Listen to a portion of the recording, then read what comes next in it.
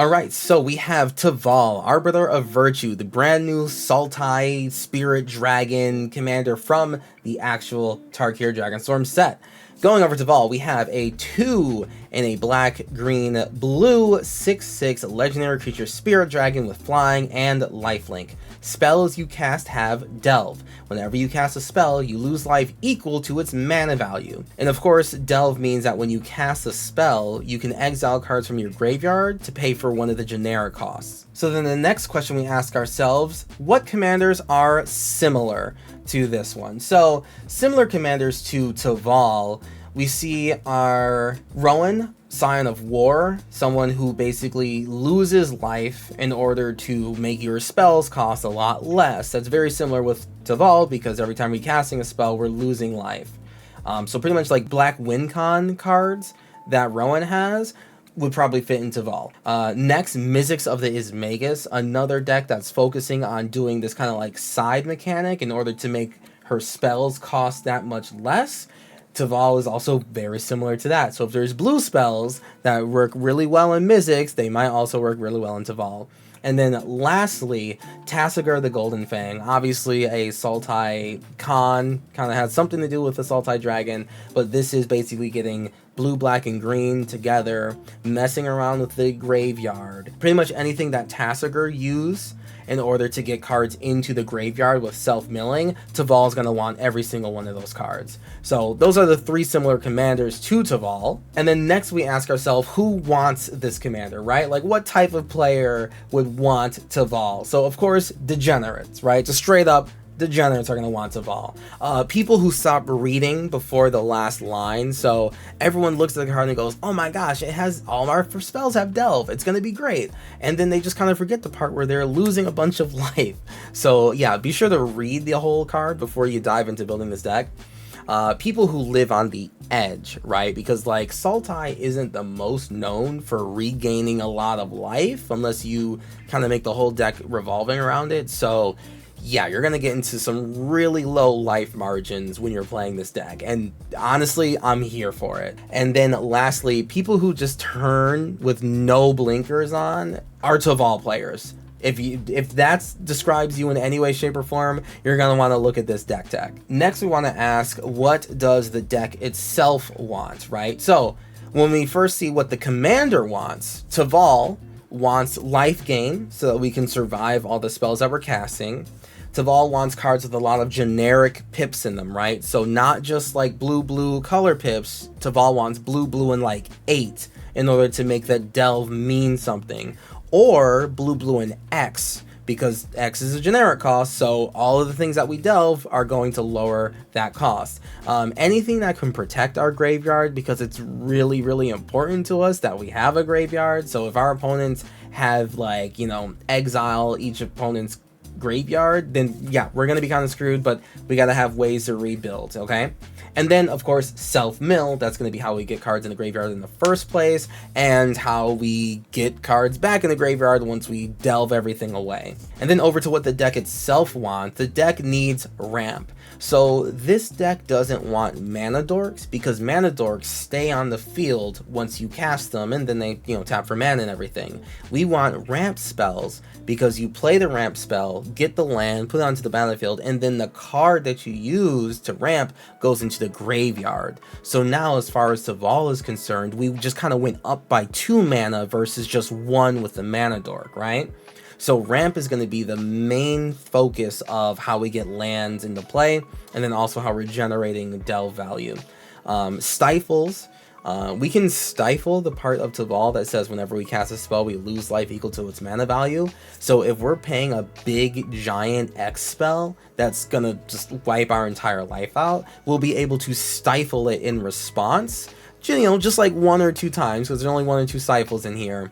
But if we have, X equals like 100 cards, we wouldn't survive that otherwise. Then leaving the graveyard triggers, right? So the new Sultai mechanic has a lot of leaving the graveyard abilities. So like the Taval from the Precon says every time a card leaves the graveyard, put a zombie into play. We have cards like Sir Conrad, which says every time any card leaves our graveyard, which includes with Delve, it's going to deal damage to each opponent, which is really, really good. So we want to make sure that we're doubling down on these Delve abilities by including leaving the graveyard triggers.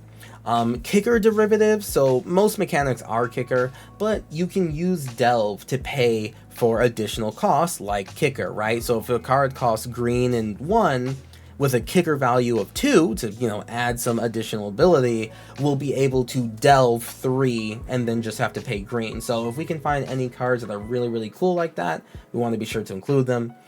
Some counter spells, we do need to make sure that our big, massive, we delved our entire graveyard away, X spells resolve. So we have like 1 or 2 in there just to be sure. Fetch lands are going to be really, really good for Delve. That's kind of what we had in the original cons of Tarkir block. So lands that crack, go to the graveyard, you search for another land, put it into play. That card that's in the graveyard is now something that we can delve away. And then lastly, fog effects. We're going to get really low on life.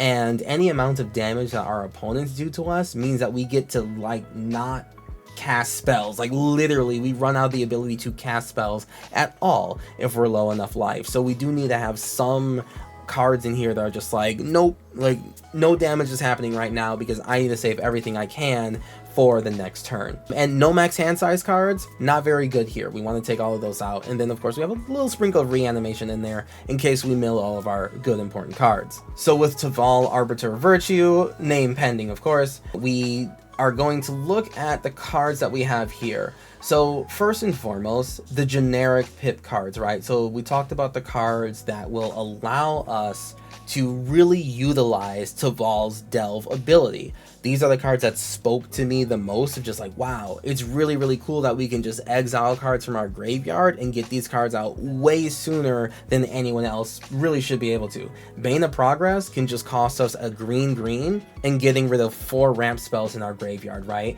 And we still have mana left over, we still have lands left over for every other spell that we want to cast. Breach the Multiverse. Instead of doing this on turn 7, we get to do this way earlier as long as we have enough goofy cards in the graveyard. Drown in Dreams is a really, really good kind of double-edged thing. If we can basically exile our entire graveyard to pay for the X of Drown in Dreams, we get to draw that many cards and then mill twice that many cards to just refill everything and have a whole new grip. Absolutely amazing. Certain win cons like Exsanguinate just say like, hey, okay, the game's been going on long enough, I have enough cards in my graveyard, let's just delve them all and just get rid of everything, right? But of course make sure you have enough life left. Finale of Devastation, basically tutor up a card and put it into play. That's going to be awesome. And if X is 10, because we delve that many cards away, then all of our creatures are just going to get that much bigger. And then Finale of Eternity is actually the main win con here, because we're going to self-mill, self-mill, self-mill, and then we're going to do Finale of Eternity, destroy 3 things, and then bring back every single one of our creatures, and then ideally sweep the game from there. And then of course, Genesis Wave, when we just want to be really goofy and have nothing else to do, let's just roll the die and fill up our entire board state and a little bit of our graveyard by just exiling our whole graveyard and just tossing the top X cards of our deck into play. Personally, I gotta say my favorite win cons that we have available are Jing Taxis, Core Augur. Yes, it's like on the list and everything, but really just in this deck, it helps you just shut the game down if it's been going on for too long, or hey, if you manage to mill that many cards and have your commander out and your opponents haven't done enough, this is just really going to put them in a really big disadvantage that they probably can't come back from. Shieldred, the Whispering one, is honestly pretty low tier. She's not the biggest win con, and she's a lightning rod for removal. And if your opponents don't remove her, then cool, you start resurrecting creatures from your graveyard, but it's kind of okay if she dies. It's really expected. The Cyber Controller is an army in a can that I absolutely love. Blue, blue, black, delve a bunch of cards away, and then say everyone has to mill cards and I'm going to get a brand new army. So do this guy after a board wipe, not before. He's just gonna be really, really cool. Vagelvoth the Terror Eater. This is the one from the set. Black, and 6, so just delve 6 cards away. Cool, now you have a 9/9 flying lifelink, which is very important in the deck because we need to gain life. It's going to cost us 9 life just to put Vagabond out there, but he's going to be able to start just munching away at your opponents, keep you alive with lifelink, and probably just take over the game the earlier you get him out. And then lastly, Ulamog the Defiler.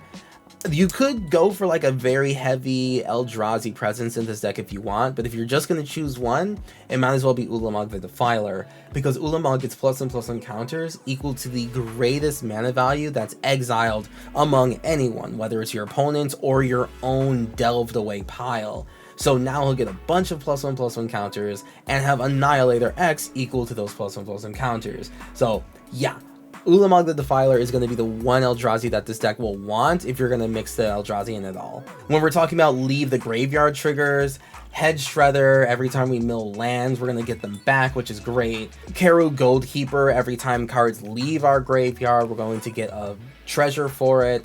I know typically, like, when if we simply delve away 10 at once, we only get 1 treasure, which is not very good. So that's why you kind of want to be very, like, piecemeal with it. If we can just delve for 2 and get 1 treasure for it before we delve into the full 10, that'll be more worth it in the long run. Kishla Skimmer, just a card from the set. Every time something leaves our graveyard on a turn, we get to draw a card. That's just going to be good draw value. Tavall the Balance Scale from the actual precon ends up still being really, really good here. It's one of the best mill sources that you have because she's flying. You get to mill cards, get land back into play, so you're just constantly going up and up and up that way. And then also just produces a 2/2 zombie army for you for defense and attack, so it ends up being really, really important. And then lastly, Sir Conrad the Grim is truly the win con here, because every card that you delve away is going to be 1 damage to all of your opponents, right? So if you delve for 10, that's 10 damage to every single opponent. Sir Conrad's really, really gross in this deck, so if you're an opponent, watch out for it. And if you're the one playing Tavall, be sure that you're going to play Sir Conrad, like maybe spend your mana on that, all your land sources, and then delve right after for a huge amount of value. And then of course we have our life gain cards here. How do we stay alive throughout losing all of this life? Well, Aetherflux Reservoir is going to be something that either combos us for a win if we start chaining enough spells, or at the very least just keeping us alive. It's probably going to be just keeping us alive barely most of the time, but still, Aetherflux Reservoir, extremely important to this deck strategy. Alhamrad's Archive, the draw part is cool, but really it's the double life gain part. We need to gain as much life as we can, but we still need to mill ourselves and still have creatures on the back end that have a big X cost that are worth putting in the deck to win the game. So the life gain aspect is honestly a little bit on the back foot, but hey, if we win hard enough and fast enough, then it's all good. Doesn't really matter if you're at 1 life, you still won the game. Essence Warden is just it's just 1 life, so it's not really a lot, but at the very least, it's just triggering on everything that our opponents are doing and what we're doing. Platinum Empyrean, personally one of my favorite cards ever. Love that flavor text. Your life total can't change, right? So you can keep on delving everything you want away, and you're supposed to lose life every time you're casting a spell. Doesn't matter, because your life total simply cannot change. It just can't change for no reason, none at all. Love this guy, so he'll be great. Even spending 8 life on him and exiling 8 cards from the graveyard ends up being pretty worth it. And then lastly, we have our mill package here. So Altar of Dementia, sacrificing all of our creatures so we can keep the mill train going. Golgari Grave Troll, that's going to be the 1 dredge card we have in here, but dredge 6 is huge. That pays for entire cards get paid by 1 dredge trigger, which is fantastic. Hedron Crab, every time we're putting lands into play, either from our ramp sources or from our mill and then get a land back from the graveyard, that's a Hedron Crab, that's a mill for 4. Hermit Druid is going to do insane amounts of work, especially depending on how many basic lands we put in here.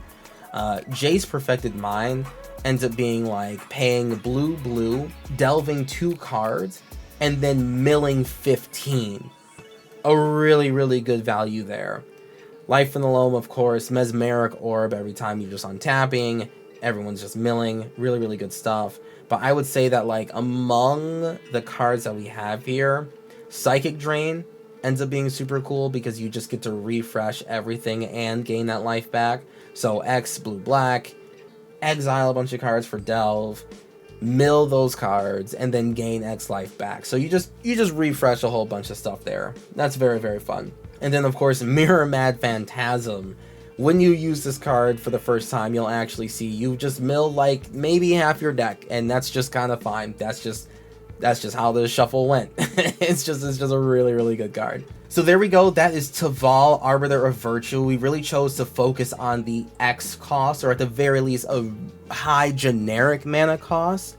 And we figure as long as we can do whatever we need to make those cards come out early, or multiple of those cards come out way earlier than we would normally see them in a game, that's how we're going to cinch the win from our enemies. So we're going to be really risky. We're going to get really low on life totals. We're living on the edge here. But if you're prepared to live on the edge and start throwing down Praetors and casting Finales of Devastation as early as like turn 6 for 10, because you just simply exile stuff from your graveyard, it's absolutely going to be worth it. So please do give Taval, Arbiter of Virtue, a try. Thank you very much for being here. Chat, thank you so much for helping me build this deck. Tune in on Mondays, where we are always building Commander decks and then posting them up on YouTube later. So have a good night, everyone, and enjoy Taval, Arbiter of Virtue.